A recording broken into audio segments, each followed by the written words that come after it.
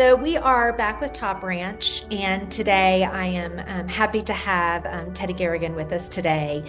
Teddie is owner of the Coco and Dash, a beautiful showroom here in Dallas.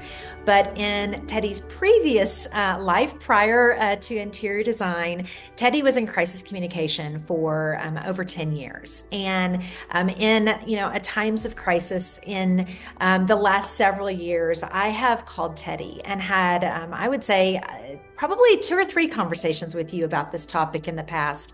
And you have really been a guiding light for me and for how I can help guide our agency in times of crisis. And so when Texas was hit with the horrific events of the last week, Teddie, you were the first person that I wanted to reach out to and have this conversation with. And so, Teddie, let's just jump right in. Unless you have anything else you want to No, say thank in your you for introduction. asking me to do this, Beth, and you have such a big heart, so it was an easy yes to give. I appreciate that, and I'm excited for this conversation. So, let's just jump in first with really talking about small businesses and how a small business can tailor that communication strategy when they do have to respond to a crisis. And I think there's that difference between when a crisis directly impacts a company or their direct community compared to that broader crisis when it really affects you emotionally, and you feel just like you're just paralyzed with the emotion and the heartbreak over what is happening, and how that directly ties to your ability to continue operating. So can you talk a little bit about approaches to kind of convey authentic care in both scenarios? Right, and absolutely, and there are several types of crises that in the broader uh, scope of crisis communication and crisis management, but the basically there are internal crises for businesses and there are external Mhm. crises that really can be existential. They can feel existential. They can feel like a crisis of the soul or the Mhm. heart. And I think that's what we're experiencing currently Mhm. in especially in Texas. But what I would say is that I would recommend, regardless of the size of your business, that you do understand how to respond to a crisis. And I know in the design world, there are very small design agencies or boutique firms that may think, you know what, I don't really, I'm never going to have a crisis. It's not going to be like an Enron, but Mhm. Right. uh, and most people are probably too young to even know what that was, but uh, massive crisis. And but every business, even if you're a solo practitioner, you will have some sort of crisis in your business. So I would recommend that everyone have at least an executive summary of what your crisis plan is. That could be a client that maybe writes a bad review or something that goes wrong on a project, someone's hurt. I mean, there are things that in the uh, realm of what we're talking about today seem so insignificant, but they will impact your reputation. Right. And Right. so those are the crises that to me are the easiest Mhm. to deal with, are the Right. internal crises. They may not be the most pleasant, but Mhm. the first thing you do, whether you are a solo practitioner or whether you are a Fortune 500 company, is you assess the situation. Mhm. You determine what has happened, and you hopefully have the leaders in your company are committed to telling only the truth. My clients, and I did this actually for over 30 years, Okay. and my clients, the when we would do training for crisis communication or develop a crisis plan or in the midst of a crisis, the number one rule is you only tell the truth and you only talk about what you know. Do So not lies. So in that sense of only talk about what you know, if you are a business owner and you need to have to now strike that balance between I know what my heart feels, I know, how I'm feeling in the midst of a terrible existential crisis or a crisis that might impact me directly, but might not necessarily affect the other people in my company in the same way that it does me.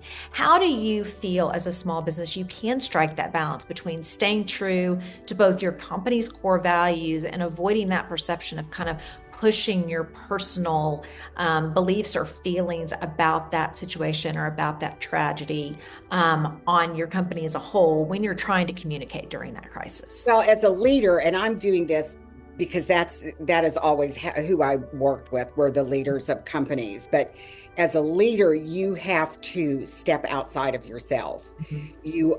You may have a lot of people that you're responsible for, but in a situation, let's talk about this current situation that we're facing. That Mhm. I've done, and I've shared with you.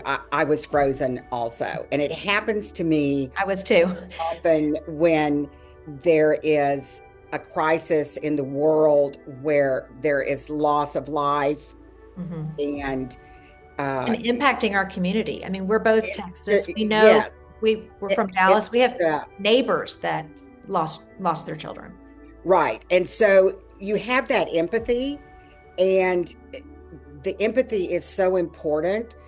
But as a business leader, where I think people get in trouble is they start to use their empathy and figure out a way to insert themselves into the story by saying, "Oh, I knew this person," or "I knew this person," Mhm. when they may have been in the general proximity of those people, but they're not personally involved. They're not a victim of this crisis, this Mhm. heartbreak, like the families are who have lost loved ones. So, what And strategies can help keep kind of the focus on the shared values and the shared heartache without, like you said, in your communication? And let's just talk social media, for example.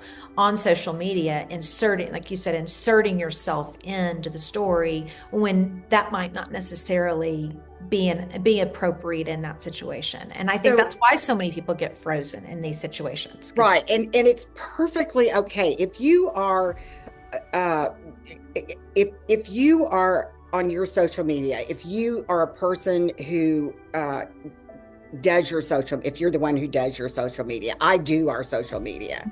So I know our voice, I know what is feels right for me, and I know when to be still.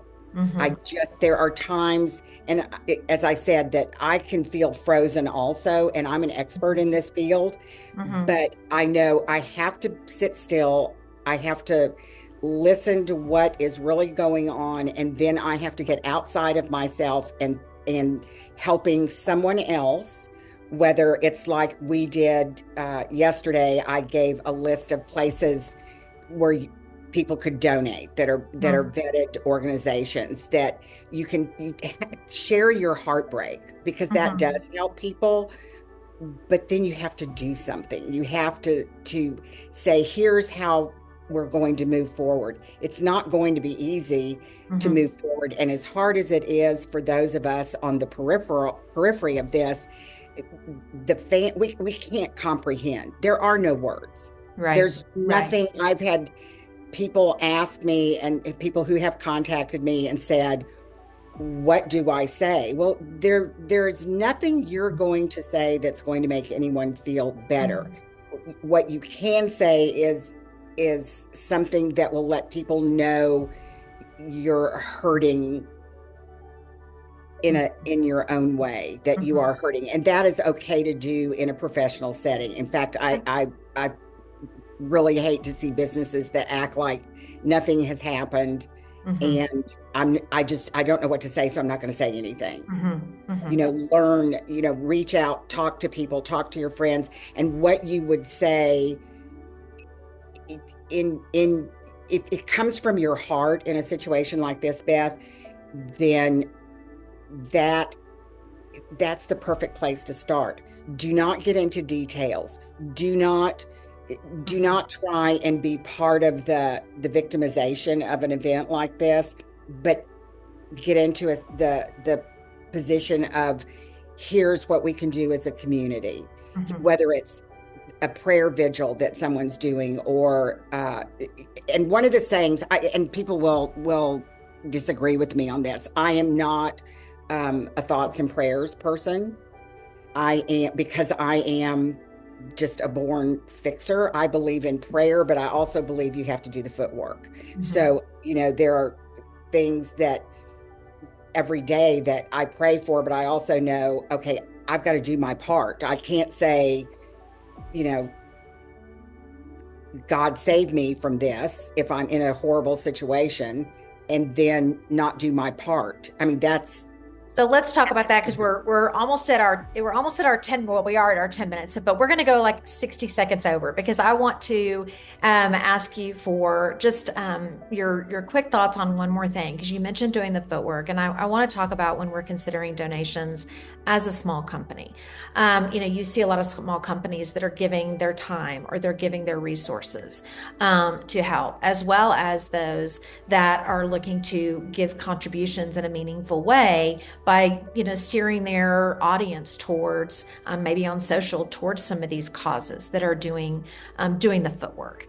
Do you feel like that there are any limitations around that for small businesses, or do you think it really goes back to just the heart? And that might be a longer conversation, but I'd well, love I you to think touch I on that think for a quick sec.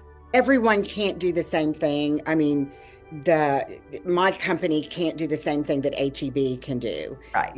So that's the reality of it. But there are things, and you as a business, and I'm talking about the collective you, we need to we need to give ourselves the grace to know we can't do everything, Yeah. but we can do one thing. We can do something. And so maybe that is, you know, I don't know, taking a meal to uh, first responders, or making a small donation somewhere, because it does all add up. Mhm. And I do want to add one thing. I know we're over, but I don't want you to forget about the morale of your company, Mhm. because that how you react to this as a leader is absorbed by every person in your business. Absolutely. Absolutely. And I that's such an amazing point to end on. And it kind of goes straight into there is I think I mentioned this to you, Teddie, that we always end these top branch episodes with a quote. And there's a quote from Maya Angelou that I just think is so beautiful, and it is, "Compassion is the greatest form of love humans have to offer, especially in times of crisis." So we will leave it with that quote. And Teddie, I can't tell you how much I've appreciated your wisdom over the years, and for giving of your time right now, and for this short but I think very Always, I'm incredibly always important available conversation. to you, and I appreciate you thinking and showing again what a big heart you have. Thank you. I appreciate it, and we'll look forward to more conversations with you, and hope everybody also knows that Coco and Dash is a beautiful place, and Teddie, is your heart is so beautiful, and it shows through in all your work. So thank you Oh, again. thank you, Beth.